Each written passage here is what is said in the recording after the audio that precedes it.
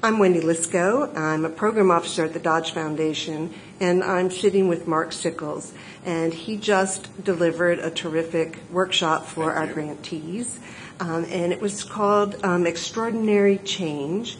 And he talked about some tools and principles that help boards, along with their management staff, to really tackle some of those really difficult changes that need to happen in all organizations.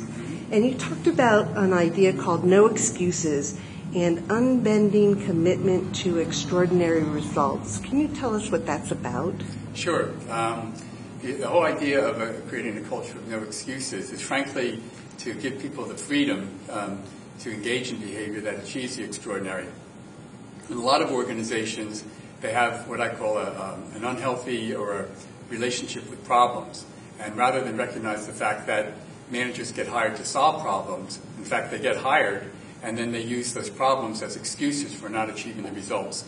So when you create an environment of no excuses, then you eliminate those barriers to achieving the extraordinary, and you get people focused on doing what they were hired to do, which is basically to solve problems so that the results can be achieved. And then in terms of the unbending commitment to extraordinary results, once people are deeply committed to the outcome, then they figure out how to overcome those problems, as opposed to use those problems, as I just said a moment ago, as excuses for not achieving the problem. So sort of an additional related concept to unbending commitment and a culture of no excuses is making it very clear in your organization that results does not equal no results plus a good excuse. And a lot of times when I share that concept with people, they'll come up to me afterwards and say, you just described a big problem in our organization, because we are confused about that. We often do confuse results as being the same thing as no results plus a good excuse. So some people say, it sounds very demanding, it must be a very harsh environment in which to work, no excuses. The fact is,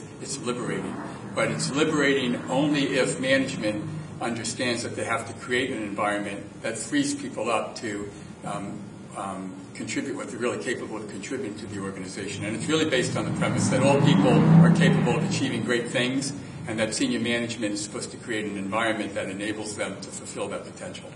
I'm really glad you talk about that little piece, and I'm hoping you can elaborate more on that, because when I think about the relationship between boards and management, sometimes, if they hear the word, great, we can say no excuses, they can turn to the staff and say, I don't want to hear your excuses.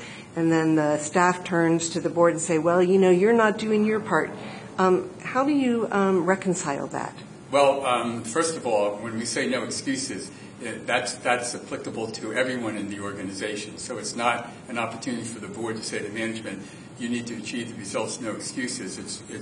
It's an opportunity to create an environment where everyone operates that way. And I often tell a story about Bill Parcells, the former head coach of the New York Giants, who, upon hearing that his defense was blaming their losses on the offense, got them together and said, look, he said, let me straighten everyone out. And he said to the defense, he said, your job is to give up fewer points than the offense scores. If the offense only scores 3 points, your job is to give up 2 or less. And then he said to the offense, your job is to score more points than the defense gives up. If the defense gives up 50, you have to score at least 51.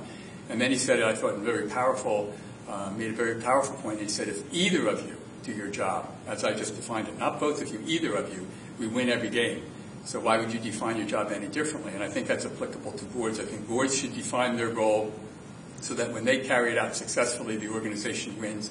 Management should do the same, all in a culture of no excuses, all with an unbending commitment to extraordinary results, all while understanding that results does not equal no results plus a good excuse. And then they should discuss how those two roles can become complementary and even be synergistic, so then when both of them achieve the roles that they define them, they're even more successful than they would be if either of them achieved the role. Thank you. That's great advice.